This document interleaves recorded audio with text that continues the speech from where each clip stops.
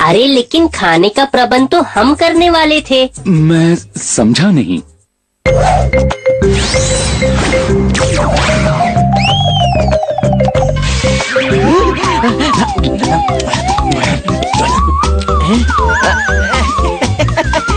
वो महाराज, मैं बस देख रहा था कि ये खाना असली भी है या नहीं।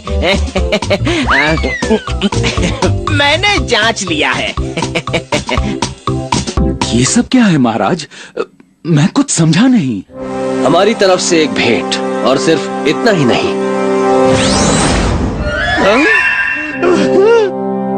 अब हमें आज्ञा दीजिए, हम चलते हैं। नहीं महाराज, आप आज रात यही विश्राम कीजिए, कल सुबह चले जाइएगा। अब हमें अच्छा लगेगा।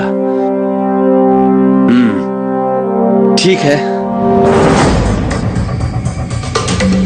अजीब परेशानी से निकल रहा है ये राज्य, और हम इसकी कोई मदद भी नहीं कर सकते मुंजा। महाराज, समस्या बड़ी जटिल है, लेकिन कोई तो उपाय होगा। कुछ तो ऐसा होगा जो इस राज्य के अंधेरे जीवन में रोशनी की किरण ले आए। हाँ? ये क्या था? चलो देखते हैं मुंजा। भगा ले हवा से भी तेज, उड़ा के ले चल। इस दुष्ट दानव से बचने का यही है हल।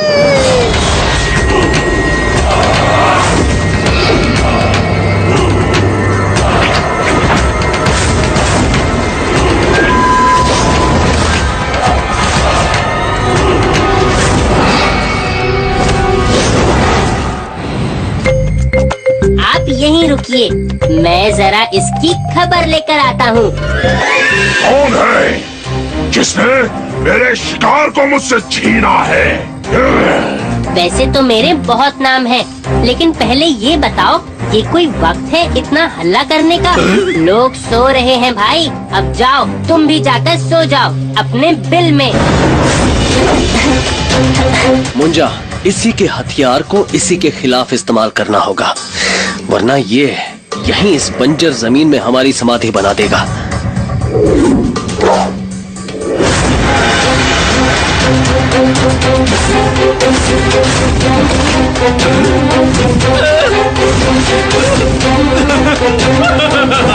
इसे कहते हैं उल्टा अपने मुंह की खाना। मेरा नाम है बरखा पुराण, और आप दोनों हैं कौन? कैसे किया उस दानव को मान? मेरा नाम मुंजा है, और ये है मेरे महाराज विक्रमादित्य।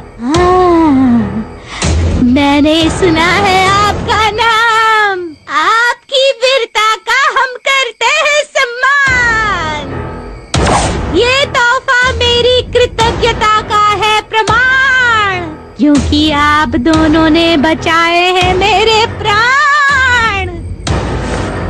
ये हीरो से भरा एक झोला है, इसे कभी खाली नहीं होना है। मैं आपका आभारी हूँ, लेकिन मुझे हीरे जवाहरात की कोई अभिलाषा नहीं है।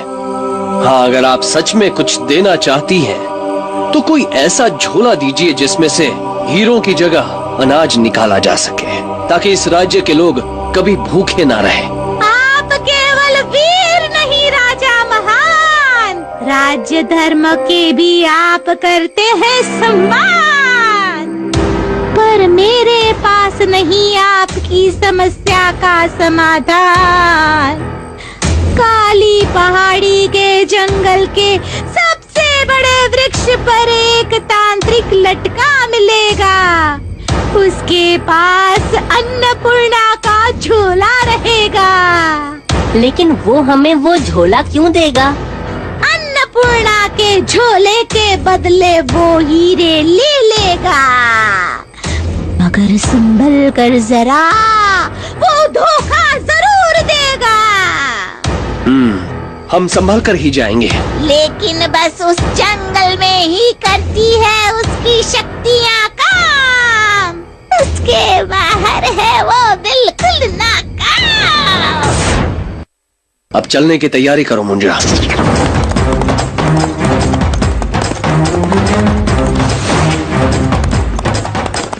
मुंजा, जरा देखो तो सबसे लंबा वृक्ष कौन सा नजर आ रहा है?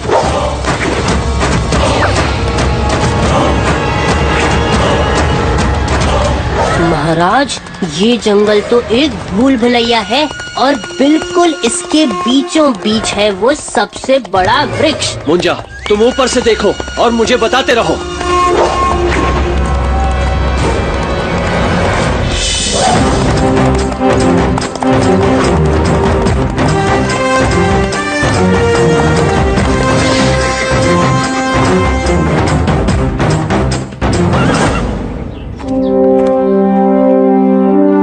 आवाज लगाकर देखता हूँ। तांत्रिक बाबा, ओ तांत्रिक बाबा, तांत्रिक बाबा, ओ तांत्रिक बाबा, हमें बरखा पुराण ने आपके पास भेजा है।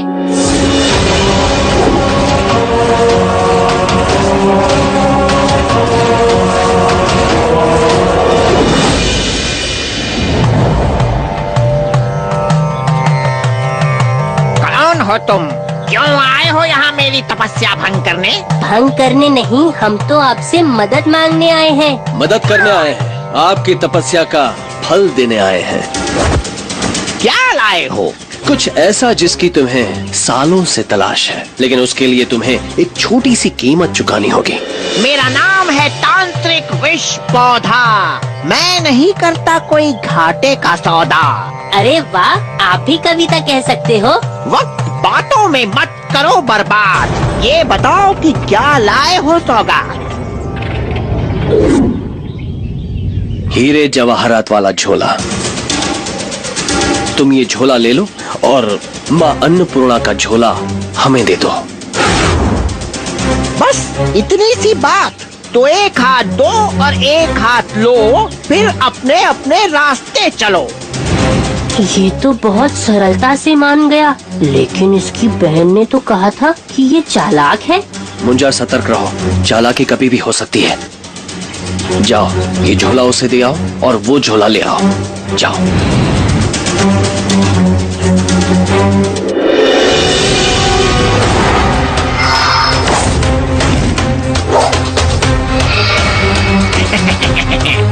यहाँ चलता है मेरा ही हुक्म।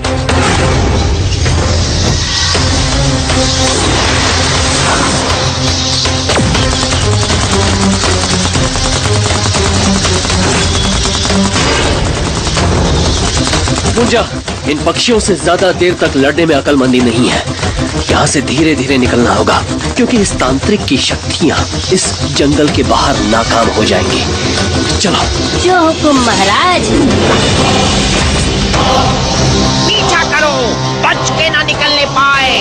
वो झोला मेरे हाथ वापस आए।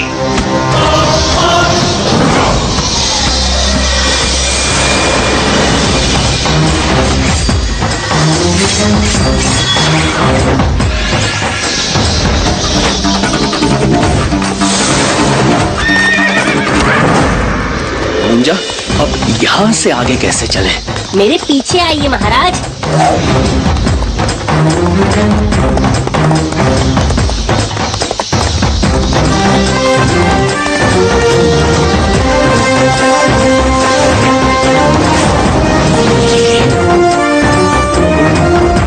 अब हम चलते हैं। हम आपका और मुंजा का ये उपकार कभी नहीं भूलेंगे। देखा दोस्तों, मेरे महाराज विक्रम तो हर बार सबकी परेशानी दूर करते हैं और आगे भी करते रहेंगे। इसीलिए तो कहता हूँ, देखो, जानो और समझो। समझ गए ना?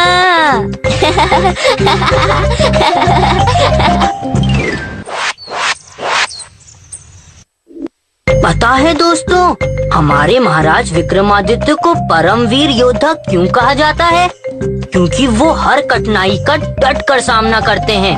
तो चलिए, आप खुद चलकर देख लीजिए, क्योंकि जब आप देखोगे तो जानोगे और जानोगे तो ही समझोगे ना।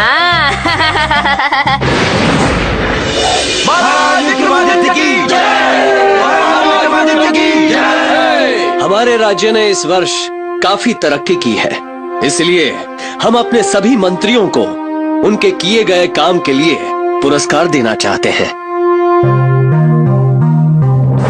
अरे, राज्य के वित्त मंत्री चारुदत्त कहाँ हैं? महाराज, वित्त मंत्री चारुदत्त की पुत्री सुकन्या का स्वास्थ्य अत्यधिक चिंताजनक है, इसीलिए वो दरबार में नहीं आ सके। क्या? हमें उनसे मिलने जाना चाहिए। चारुदत्त जी, आपने हमें बताया नहीं कि आपकी पुत्री का स्वास्थ्य ठीक नहीं है। महाराज, मुझे तो कुछ समझ में नहीं आ रहा है कि आखिर अचानक से सुकन्या को क्या हो गया। राजवैद्य जी, क्या हुआ है सुकन्या को? सुकन्या को नाड़ी रोग हुआ है। नाड़ी रोग? ये रोग अत्यंत घातक है। इसका इलाज पृथ्वी पर संभव नहीं है। मेरी बच्ची। चारुदत्त जी, हिम्मत रखिए। राजवैद्य जी, कोई तो उपाय होगा।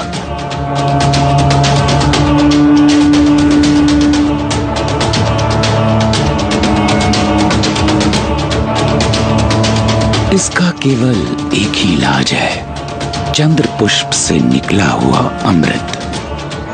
ये कहाँ है और कहाँ मिलेगा? ये एक ऐसा पुष्प है जो हर पूर्णिमा की रात्रि को हिमालय में खिलता है। उसके रस को किसी भी नाड़ी रोग से पीड़ित रोगी को पिलाने से उसकी जान बच सकती है। किंतु क्या वैद्य जी?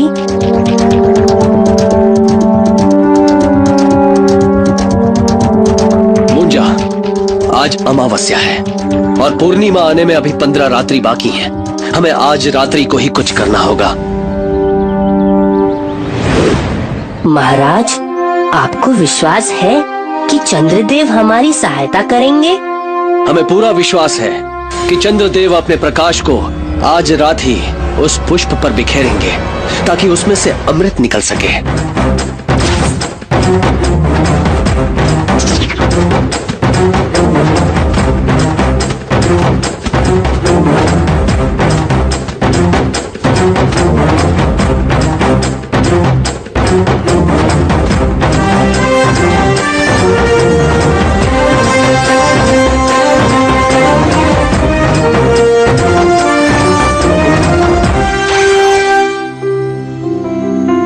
महाराज, चंद्रलोक तो हम आ गए, लेकिन चंद्रदेव कहाँ हैं? मैं यहाँ हूँ।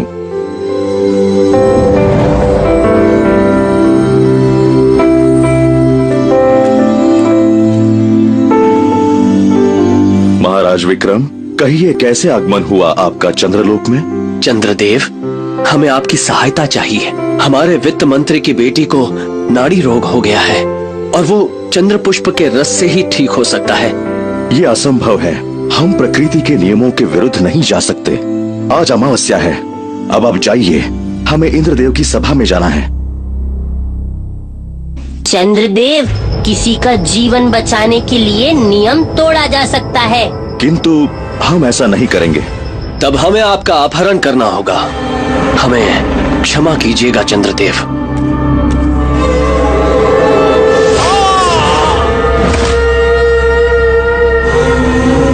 हमें छूना इतना सरल नहीं है।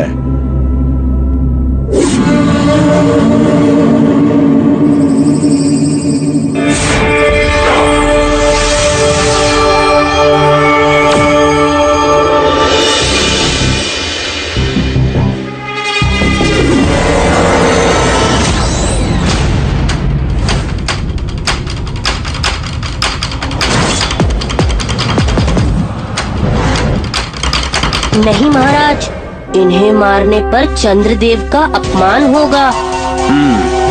तुम ठीक कहते हो मुंजा।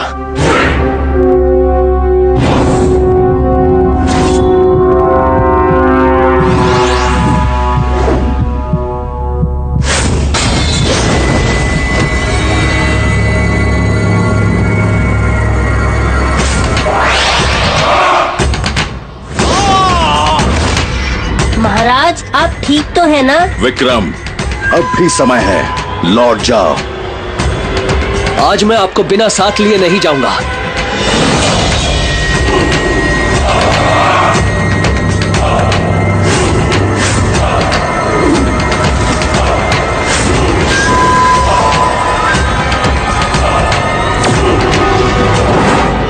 विक्रम, तुमने हमारे सैनिकों पर हाथ उठाए बिना ही उन्हें पराजित कर दिया। तुमने हमारा सम्मान और भी बढ़ा दिया। हम अति प्रसन्न हुए। हम तुम्हारी सहायता अवश्य करेंगे।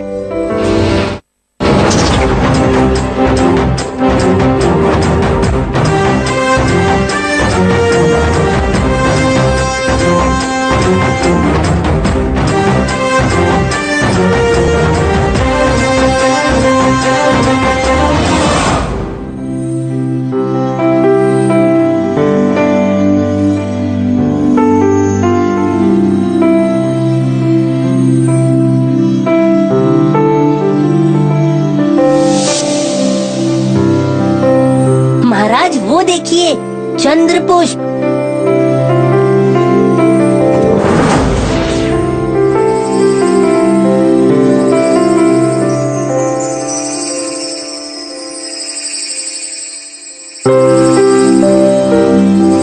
अब थोड़ी ही देर में इस पुष्प से अमृत रस निकलेगा, जिसे पीकर सुकन्या का स्वास्थ्य ठीक हो जाएगा। अच्छा, तो ये बात है। ये अमृत रस तो मुझे ही मिलना चाहिए। इसे पीकर तो मैं और भी शक्तिशाली हो जाऊंगा। और फिर मुझसे कोई नहीं जीत सकेगा।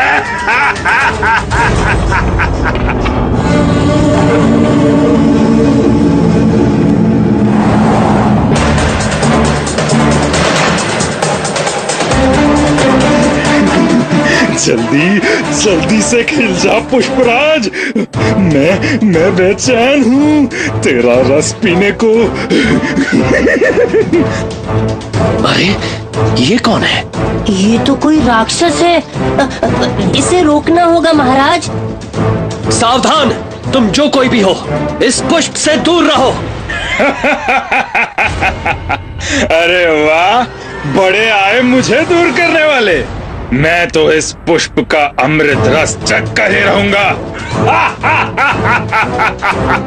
महाराज, किसी भी हालत में चंद्रदेव के प्रकाश को पुष्प पर आने में कोई कठिनाई नहीं होनी चाहिए।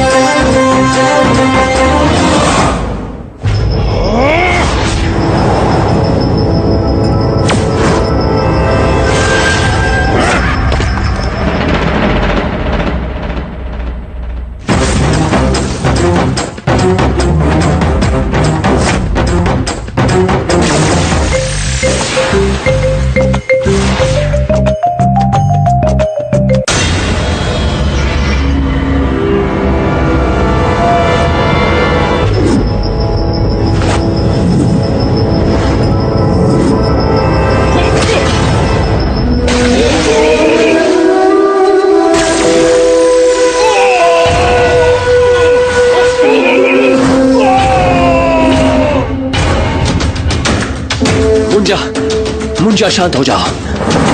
मेरे महाराज को जो भी चोट पहुंचाएगा